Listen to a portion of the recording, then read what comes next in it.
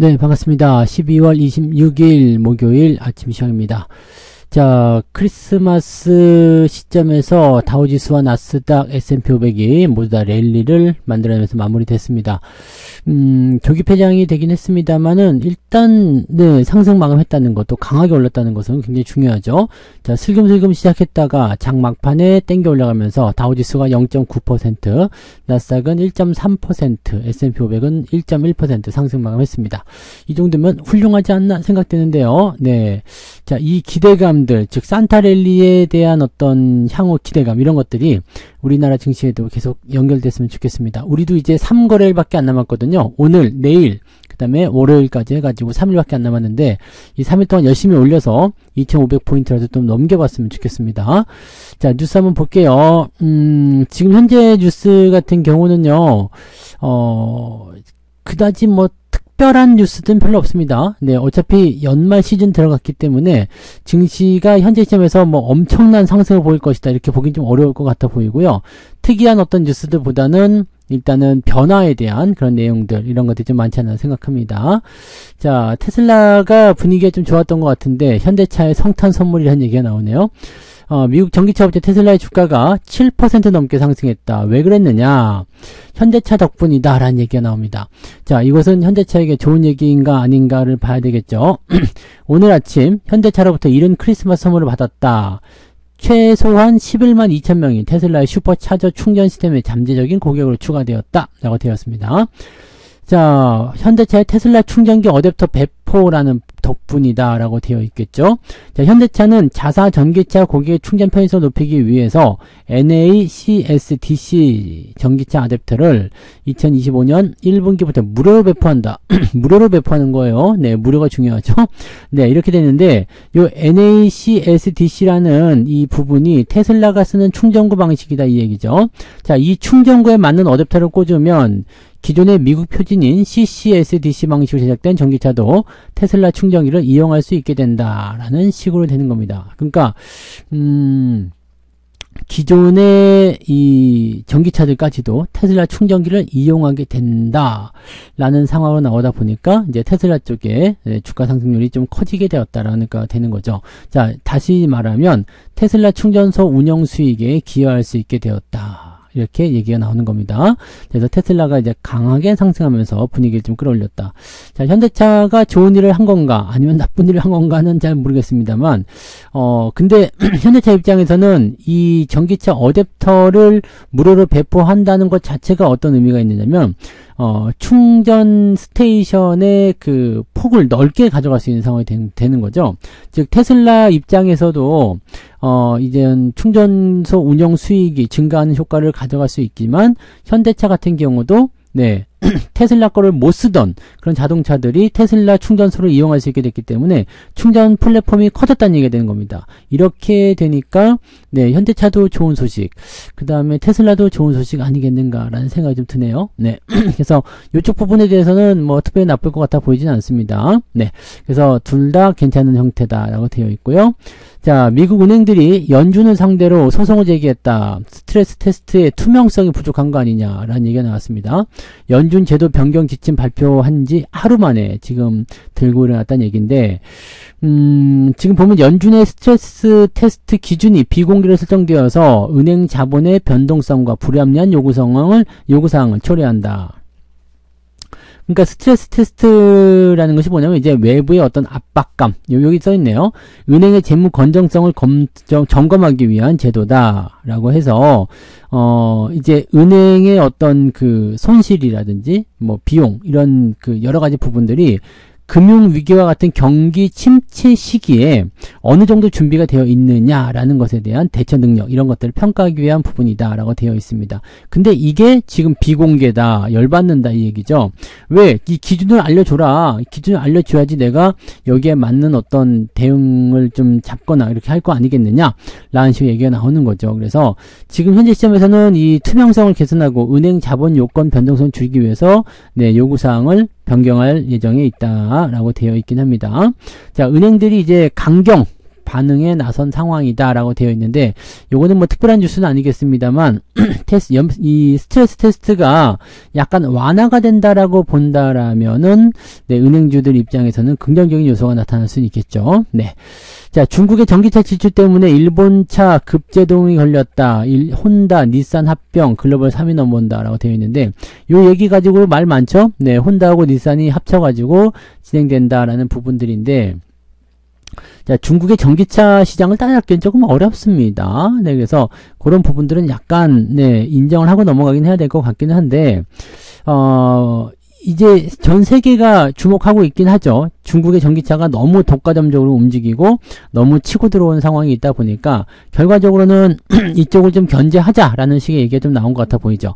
그러다 보니까 이제 기업 입장에서는 인수합병 또는 이제 서로 합작을 통해 가지고 덩치를 키우자. 그래서 여기에 대응하자라는 식의 얘기가 나온 것 같아 보입니다. 전기차 주요 대표 주자는 테슬라와 BYD 제외하면 도요타, 폭스바겐 이런 주요 자동차 업체들이 있는데 모두 순이익이 줄었다. 네, 그러니까 테슬라하고 BYD는 그래도 실적이 나쁘진 않았었는데 다른 것들은 다 순이익이 줄었다라고 되어 있는 거죠. 품질도 괜찮으면서라는 건 잘 모르겠습니다. 네, 요건 잘 모르겠는데 가격이 낮은 건 맞죠? 가격이 낮아서 가성비로 무장한 중국 자동차가 공략을 가속화하다 보니까 아무래도 시장이 붕괴되는 느낌이 좀 있다. 그래서 여기에 대한 부분들, 사실 시장은 자유경쟁 체제이기 때문에 가격을 낮춰가지고 좋은 품질을 공략한다. 이렇게 되면은 소비자 입장에서는 좋은 소식이긴 한데 자동차 회사들 입장에서는 달갑지 않은 소식일 수밖에 없겠죠. 왜냐면 중국의 가격을 따라잡기 어렵기 때문입니다. 우리나라도 마찬가지예요.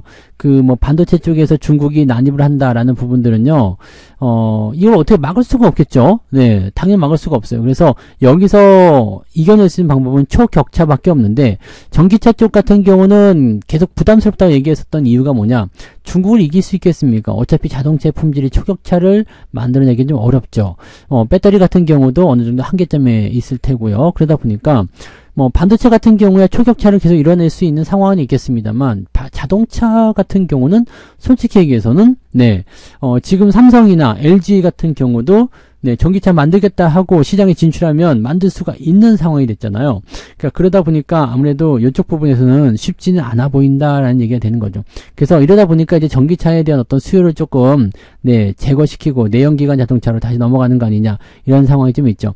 내연기관 같은 경우는 그래도 엔진의 성능이라든지, 기타 이제 어떤 차량의 어떤 사양들이, 중국과는 조금 차이가 있습니다. 근데 전기차 같은 경우는 모터로 돌아가잖아요. 그러니까 배터리 성능에 대한 부분들과, 여러 가지 이제 전자적인 어떤 시스템 같은 경우는 좀 다른 상황은 될 수 있겠습니다만, 요 자동차의 성능 같은 부분에서는 엔진이 아닌 모터, 그 다음에 배터리, 이런 식으로 하기 때문에, 이거는 중국을 공략하기가 좀 어렵지 않을까라는 생각을 일단 좀 하고 있어요. 그러니까 전기차 쪽에서 얼마만큼의 어떤 강한 흐름이 나타날 수 있을까? 글쎄 봅시다라는 생각이 조금 있다는 얘기죠. 그래서 이런 것들은 이제 자동차 기업들이 전기차를 팔아먹기 위해서는 중국을 견제하기 위한 그런 형태의 느낌으로 가긴 가야 될 것 같아 보입니다.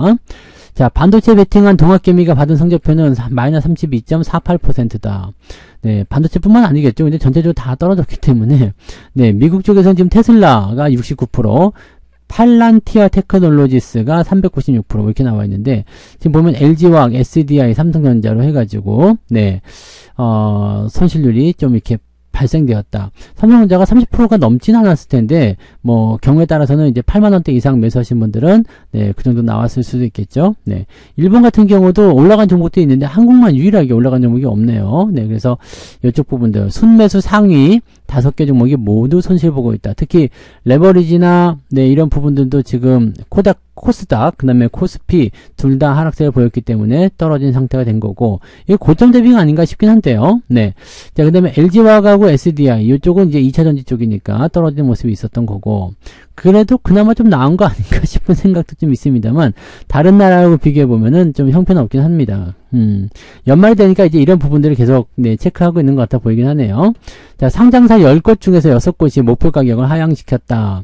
자, 4분기 실적에 대한 부분들은 확실히 부담스럽다라고 보여지는 부분도 좀 있겠습니다만, 지금 환율도 높은 상태에서 반도체 실적이 정말 나쁜지에 대해서는 저는 잘 모르겠어요. 정말 반도체 실적이 나쁘려면 이런 그 환율 상승에 대한 부분과 수출 증가가 계속 있었잖아요. 이 반도체 수출 증가에 대한 이 모든 부분을 전부 다 어떻게 해야 돼요? 네, 실적에서 다 까내려야 되는데, 과연 그게 맞나? 그렇게 되고 있을까? 라는 생각이 든다는 이야기죠. 그래서, 이런 부분들은 한번 체크해 볼 필요 있을 것 같아 보입니다. 목표 가격대 하락폭이 가장 큰 종목은 이수페타시스다 라고 되어 있는데요. 4분기 실적이 예상보다 부진할 것으로 예상되고 있다. 그 다음에 2차전지 소재 바이오 기업 제2호 인수를 위한 유상증자. 요거는 유상증자 때문에 많이 떨어진 것이다 라고 판단할 수 있겠고요. 자, 이 종목이 갑자기 2차전지라고 들어가 있기 때문에 뭔가 좀 생뚱맞다라는 식의 얘기가 나와서 그렇게 된 거죠. 자, 그 다음에 CNC 인터내셔널도 네, 목표 주가를 36%나 낮췄다라고 되어 있는 거고, 원텍, 원익 QNC, 두산 테스나, 클리오 이런 정도로 목표 주가를 좀 많이 내렸다고 되어 있습니다. 목표 주가 하락률 상위 10개 종목 중에서 4개가 반도체, 3개가 화장품이다. 그러니까 10개 중에 7개가 반도체, 화장품 쪽에서 네, 나타났다고 볼 수가 있겠죠. 화장품 같은 경우도 올라오기가 조금 애매할 것 같아 보입니다. 그래서 이런 형태의 느낌들 조금은 애매한 상황인 것 같아 보이고요.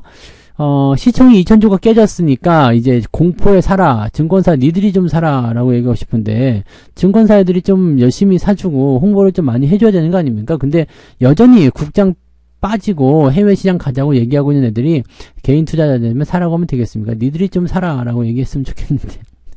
자, 시가총액이 지금 현재로서는 2000조가 깨졌다. 사실 시가총액은 크게 중요한 의미는 아닙니다만, 시가총액이 우리나라 코스피 시장을 전체적으로 다 합쳐가지고 2000조도 안 된다라는 것은 네, 조금 서글픈 일이 아닌가 생각이 들긴 합니다. 짜증나는 일 중에 하나죠. 짜증나는 일입니다. 네. 그래서 최근에 이제 영업이익률이나 이익률에 대한 부분들, 이 수익성이 조금 줄어들 것이라는 대형 그런 부분들하고, 여기다가 이제 정치적 불확실성까지 겹치다 보니까 아무래도 힘든 상황이 좀 된 것 같아요. 근데 지금이 저점이다라는 어떤 인식 같은 부분들이 계속 나타나고 있는 것 같죠. 그래서 그 내용들을 좀 생각해 보면, 네, 공포에 사는 것도 어느 정도 맞을 것 같기는 합니다. 맞을 것 같기는 한데, 과연 이 말을 다 믿을 수 있겠는가라는 부분들은 아직까지는 잘 모르겠네요. 그죠? 네. 자, 그 다음에, 또 뭐가 있었죠? 네. 찬바람 부는 비트코인. 트럼프 2기의 효과가 나타날 수 있겠는가? 자, 지금 비트코인이 조금 떨어지고 있는 상태이긴 합니다만, 여전히 가격은 높아요. 네, 전고점 대비해서 조금 떨어졌다 이런 얘기인데, 지금도 뭐, 아직까지는 높은 수준을 유지하고 있고, 지금 코인 투자자가 1500만 명으로 늘어났답니다. 그리고 1인당 보유 금액 수도 상당히 많이 늘어났다. 그러니까 사람들이 코인 시장을 많이 넘어갔다는 이야기인데, 실제로 코인 시장에서 지금 현재 시점에서 여러분들이 수익을 크게 내기가 좀 어려운 상태가 아닐까 생각합니다. 뭐, 그냥 쉽게 예를 들어서 1억 5천이다. 네, 코인 하나 가격이 1억 5천이다. 자, 1억 5천에서 얼마큼 더 올라가야 된다는 얘기인가? 이게 3억 원 간다? 네, 또는 뭐 5억 원 간다? 자, 뭐 이렇게 생각하고 들어가시는 분들도 분명히 계실 것 같기는 한데, 이게 그렇게 쉬운 일이 아니죠. 네, 그게 쉬운 일이 아닙니다. 그래서 뭐 100% 올라간다 하면은, 여기 현재 시점에서 100% 올라가면 비트코인 하나당 3억이 돼야 돼요. 3억. 가능하겠는가라는 부분이죠. 사실 지금 자리도 조금 높은 거 아닌가 하는 생각이 좀 있어요. 이게 지금 비트코인이 올라간 게 트럼프 때문이다라고 볼 수밖에 없잖아요. 트럼프가 이제 비축 자산으로 진행하겠다라는 식으로 됐는데, 비축 자산을 하려면 비트코인을 사야 되거든요. 그러니까 사야 되니까 거기에 대한 기대감이 좀 있다는 건데, 얼마 전에 우리 연준에서 얘기 들었겠지만, 연준 입장에서 비트코인을 살 생각이 없다라는 얘기가 일단 나왔었고요. 자, 비축을 하기 위해서 비트코인을 살려면 뭔가 예산적인 부분이 좀 필요한데, 물론 미국이 채권을 발행해가지고 네, 그 돈으로 사면 되긴 됩니다. 근데 여기에 대해서는 반대적인 의견들도 많이 있어요. 그래서 글쎄, 지금 트럼프가 이야기했었던 이 가상자산에 대한 부분들이 과연 계속 연결될 수 있겠는가라는 부분도 조금은 고민해 봐야 될 것 같긴 합니다. 그래서 실제로 뭐 이제 코인 시장이 뜨겁다, 사람들이 많이 갔다, 이 부분은 뭐 인정해야 되는 부분이긴 합니다만은, 여기에서 더 많이 올라갈 것인가, 여러분들이 원할 만큼의 어떤 큰 수익이 나올 수 있겠는가는 아직은 조금 미지수 같다 생각됩니다. 그냥 쉽게 얘기하면 현재 시점에서는 많이 올라온 코인이 얼마만큼 올라갈 것인가에 대한 부분은 아직 미지수죠. 근데 오히려 한국 증시 같은 경우는 희망이 없어 보이지만 워낙에 많이 떨어진 상태이기 때문에 반등 포인트가 오히려 코인보다도 또는 미국 시장보다도 더 잘 올라갈 수 있지 않을까 생각합니다. 문제는 한국 시장 같은 경우는 지금 상승시키려는 호재가 부족한 상태고, 미국 시장이나 코인 같은 경우는 더 올라갈 수 있는 어떤 단계적인 부분에서의 부담감이 있지만 더 상승할 수 있는 기대감들을 가지고 있는 재료들이 아직 있다라는 얘기죠. 그러니까 그 차이일 뿐이긴 한데, 글쎄요, 뭐 계속해서 이 가격대가 상승하지 못한다라면 부담은 생길 수밖에 없을 거라 생각합니다. 그래서 이쪽 부분들 생각하시면 될 것 같고요. 자, 외국인들은 지금 어떤 식의 한국 증시 투자를 하고 있냐면, 반도체 투톱, 네, 삼성전자 하이닉스만 무려 20조 원을 팔았다라고 되어 있죠. 그러니까 반도체를 팔아먹은 걸 제외하면 순 매수를 했다. 근데 주가 많이 내렸죠. 자, 이게 우리나라 증시의 현재 상황입니다. 즉, 실제적으로 삼성전자와 하이닉스만 때려버리면 시장이 아무리 발버둥 치고 지랄을 하더라도 또 다른 종목에 매수를 많이 들어가더라도 주가가 올라가지 않는다는 얘기죠. 그래서 이런 부분들이 좀 안타까운 내용인 것 같아 보입니다. 그래서 우리도 지수를 산정하는 방식을 좀 바꿨으면 좋겠다는 얘기 계속 하지만 삼성전자 하나를 가지고서 이렇게 들었다 놨다 하는 모습들은 정말 보기 싫죠. 그래서 그 내용들은 우리가 좀 깊이 생각해 볼 필요는 있을 것 같아 보여요. 네, 그래서 그런 부분들 참고하시면 좋을 것 같아 보이고요. 자, 아무튼 삼성전자와 하이닉스 쪽에서 주가 하락이 일어나게 됐고, 그 다음에 그 부분들이 매도로 연결되어 있었던 상황이 있었기 때문에 이쪽에서는 좀 답답한 내용이 좀 있었다라고 볼 수가 있겠죠. 그래서 이쪽을 팔고, 또 이 반도체 쪽에 대한 업황이 좋지 않다라고 하는데, 반도체 쪽 업황이 좋지 않다라는 것은 또 조금 애매한 내용이긴 합니다. 뭐 지금 마이크론 테크놀로지가 실망스러운 실적을 발표했다라고 했지만, 그거는 전망치, 이제 다음번에 나올 게 별로 안 좋을 것이다. 지금의 전망은 괜찮았었던 거고요. 또 AI 수요는 계속 늘어나고 있기 때문에 지금 사실 하이닉스 같은 경우에 실적 전망치가 안 좋다는 것도 말이 안 되죠. 삼성전자 역시도 마찬가지입니다. 계속 낮추고 있는 상태이긴 합니다만 이런 부분들이 조금 애매한 상황인 것 같아 보입니다. 그리고 여기 지금 보시면 창신 메모리 테크놀로지가 더블 데이터 레이트, 즉 DDR5 생산에 들어간 것으로 알려져 있다. 자, 요게 이제 제일 큰 문제죠. 이 DDR5에 정말로 들어간 것이라면, 생산에 정말로 들어간 것이라면 이제 진짜로 문제가 될 수 있는 상태가 좀 됩니다. HBM에 목숨을 걸어야 되는 상황이긴 하겠습니다만 저 메모리를 가지고서 진행했다는 것은 굉장히 안 좋다는 얘기가 될 수밖에 없는 거고요. 또 한 가지, 특히 삼성전자가 살아나야 코스피 지수가 반등할 수 있다. 요거는 무조건입니다. 왜냐면 지금 현재 시점에서는 가중평균 방식을 쓰고 있는 상태에서는 삼성전자가 계속 죽어 있으면 시장이 못 올라갑니다. 시장을 끌어올리기 위해서는 무조건 삼성전자 올려야 된다. 그래서 연말 랠리가 계속 진행이 되려면 삼성전자를 끌어올리면서 주가의 상황을 끌어올리고요.